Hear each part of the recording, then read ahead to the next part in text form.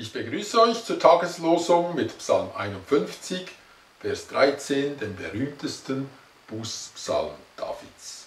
Verwirf mich nicht von deinem Angesicht und nimm deinen Heiligen Geist nicht von mir. Und dann im Lehrtext Kolosser 1, 3 und 13. Wir danken Gott, dem Vater unseres Herrn Jesus Christus. Er hat uns errettet aus der Macht der Finsternis und uns versetzt in das Reich seines geliebten Sohnes. Wie stark ist eigentlich dieser berühmte seidene Faden, an dem unser Leben hängt, unter Umständen eben unser Glaubensleben, so wie wir es sehen in diesem Beispiel des Königs David. Es schien eine Weile, als würde alles nur noch an einem dünnen Faden hangen. Man wusste nicht, in welcher Richtung sich das Ganze entwickeln würde. Um es zu illustrieren, wie dünn dieser Faden ist, ziehe ich zwei Beispiele hinzu. Ich erinnere mich an einen Schüler in der Oberstufe, 7., 8., 9. Klasse, der im Glauben Feuer gefangen hatte. Ich weiß nicht genau, wie es zustande kam, jedenfalls aber sammelte er bald eine ganze Reihe von Schülerinnen und Schülern um sich in einem Schülerkreis, einem Bibelkreis, wo man betete und im Glauben wuchs und auch der ganze Kreis wuchs. Es war ein erstaunliches Phänomen. Für mich wurde er ein Vorbild. Sehr viele kamen durch ihn zum Glauben und schlussendlich entschied er sich auch nach einer Lehre, Theologie zu studieren.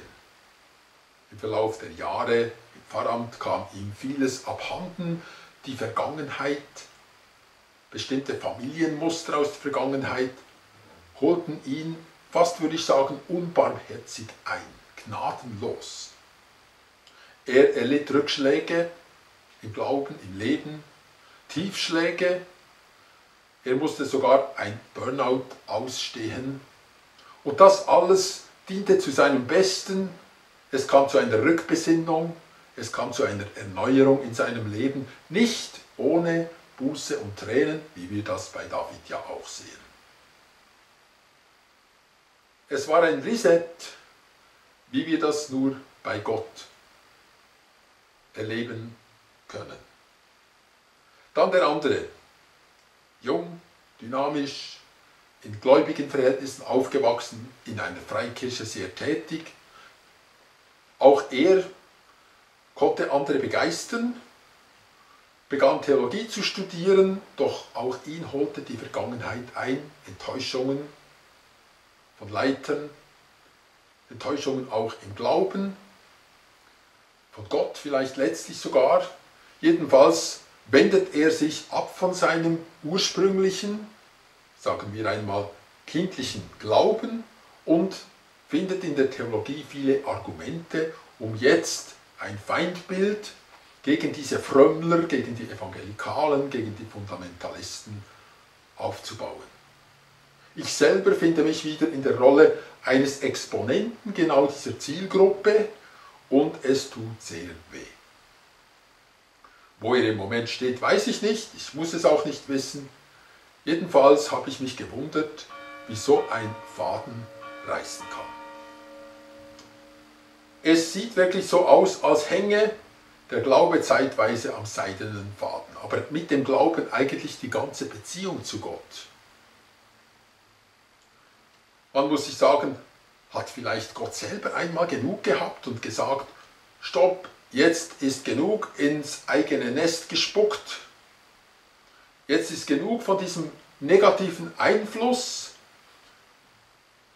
die eine bittere Wurzel in dir auf die ganze Umgebung ausübt. Jetzt ist genug von Undankbarkeit, genug von Lästerungen. Jetzt ist genug handfester Schaden an Dritten, wie wir es ja auch bei König David gesehen haben. Aus menschlicher Sicht ist es so, aus Gottes Sicht ist es ganz anders. Aus menschlicher Sicht hängen wir vielleicht an diesem dünnen, seidenen Faden. Der Glaube scheint reißen zu können, tut es bisweilen auch, Aus Gottes Sicht, da sehen wir Nerven wie Drahtseile. Hier ein kleines Drahtseil von einem Bremskabel. Diesem kleinen Wicht wird ganz sicher nichts passieren. Aus dieser Sicht gesehen ist er auf alle Zeit auf der sicheren Seite.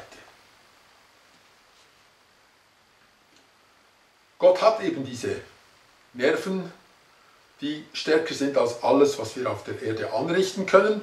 Er lässt den Menschen ihren freien Willen.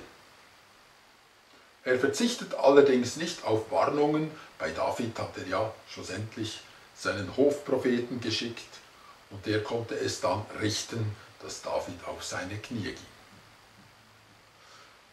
Gott kann seine Berufung eben nicht gereuen.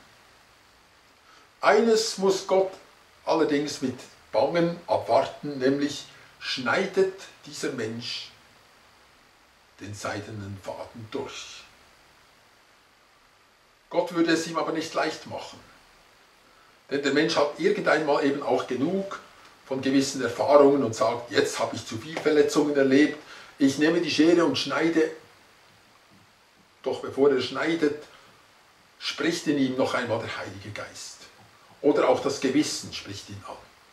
Eine Weile vergeht, dann kommt wieder etwas hoch oder es geschieht etwas, was ihn noch einmal in die gleiche Kerbe trifft. Er hat seine Schere schon wieder oben, ist bereit zu schneiden, aber dann hat er einen Traum. Und so geht es weiter. Ein drittes Mal ist es vielleicht ein Freund aus der Jugendzeit, damals als alles begann und sagt ihm, weißt du noch, welche Wunder Gott damals an dir oder an uns getan hat? Weißt du noch diese Gebetserhörung? Ja, man weiß es noch.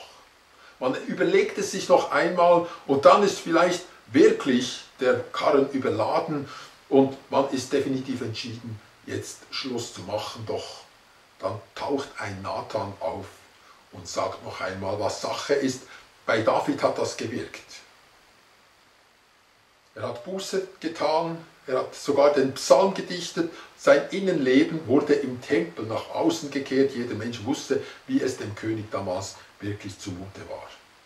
Gott schenkt ihm sogar, nach dem Kind, das ja gestorben ist, aus dem Ehebruch, den anderen, den zweiten Sohn, Salomo, und er wird sogar den Thron erben. Unglaublich, welche Gnade. Hingegen diesem gelingt es nicht, seine Schere schlussendlich nach unten zu nehmen. Ihr kennt seine Geschichte. Die erste Frau hat schon geweint, Salomo, du erweist mir einfach keine Ehre, du nimmst mich nicht ernst. Komm doch einmal in meinen Tempel und neige dich zumindest einmal vor meinem Gott, dann weiß ich, dass du mich ernst nimmst. Nein, er nimmt die Hand wieder runter und sagt, nein, nein, das tue ich nicht. Du bist mir viel wert, aber das ist der Gott meines Vaters David. Den werde ich nicht beleidigen. Eine Weile später sagt vielleicht eine weitere Frau, Salomo, Salomo, es ist einfach nicht recht, was du mit uns machst, mit mir. Von mir kriegst du keinen Sex, auch wenn es nur selten ist. Und trotzdem, wenn du nicht einmal bei mir vorbeikommst, zumindest einen Besuch abstatten meiner eigenen Gottheit, dann hast du mich gesehen. Und man kann sich vorstellen, das ganze Harem macht einen Aufstand und Salomo irgendeinmal knickt er ein. Er macht einen Schnitt im Glauben seines Vaters, im Glauben, dem er selber gedient hat. Er geht durch diese Tempel, macht einen Knicks hier, einen Knicks dort und schließlich stellt er einige dieser Gottheiten sogar in den Tempel des Gottes seines Vaters. Sein Ende ist kläglich, von einem Staatsbegräbnis ist nach einem solchen hochberühmten Lebenslauf nicht die Rede und das Reich zerfällt schon in der nächsten Generation in 2 Hälften. Kann ein Mensch vom Glauben abfallen? Wir haben ja Heilsgewissheit. Wir haben diese Verbürgung des ewigen Lebens. Wir haben die Wiedergeburt, den Heiligen Geist, der uns als Pfand gegeben ist. Wir haben Verheißungen, wir haben eine Berufung, so etwas wie eine juristische Garantie, dass Gott auf unserer Seite stehen wird. Die Meinungen sind geteilt. Man kann sagen, wie schon Jesus gesagt hat, niemand wird uns aus des Vaters Hand reißen. Niemand und nichts. Wir können auch sagen mit dem Hebräerbrief, Wer dieses Blut Christi einmal genossen hat und es dann mit Füßen zertritt, der hat keine Lust mehr und er wird auch nicht mehr zurückgehen und kann schlussendlich nicht mehr zurückgehen zu der Gnade, die einst über ihm stand. Und ich sage, der Einzige, der diese Frage beantworten kann, ob uns das Heil geraubt werden kann oder nicht, bist nur du selber. Gott wird es nicht tun.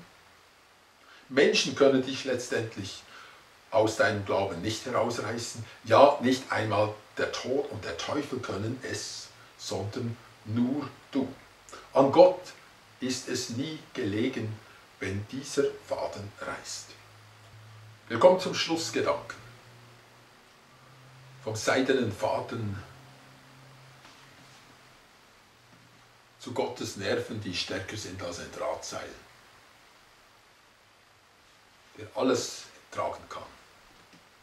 Wir reden ja über Gnade. Gnade ist unfassbar, unmessbar. Das zeigt die Geschichte von David und viele andere Geschichten beweisen dasselbe. Hingegen das größte aller Geheimnisse dieser Gnade ist dies. Gott sagt nicht eines Tages, nun räume ich alle Messer, alle Scheren und alle Rasierklingen aus deinem Haus. Er lässt uns sogar eine Schere. Gnade wird in deiner Hand sein, Gott legt sie in deine Hand und dort wird sie zu einem seidenen Faden. Ich wünsche euch einen gesegneten Tag.